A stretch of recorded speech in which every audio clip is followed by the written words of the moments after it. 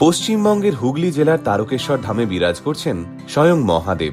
কিন্তু জানেন, তারকেশ্বর মন্দিরের এই শিবলিঙ্গ তারকেশ্বর থেকে সেই গয়া এবং কাশী অবধি বিস্তৃত। আগে হ্যাঁ, ১৬শ শতাব্দীতে বিষ্ণুদাস নামের এক রাজা রামনগর অঞ্চলে রাজত্ব করতেন।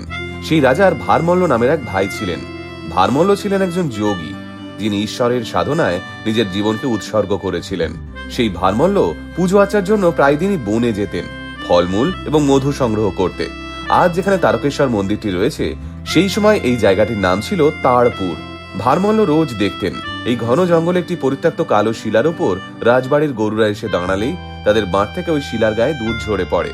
ভারমল্ল একদিন তার শিব ভক্ত দাদার কাছে গিয়ে এই অদ্ভুত ঘটনার কথা জানালে রাজা বিষ্ণুদাস নিজে বনে গিয়ে এই ঘটনা চাক্ষুষ দেখেন এবং শিহরিত হন। বুঝতে পারেন এ স্বয়ং মহাদেবের লীলা।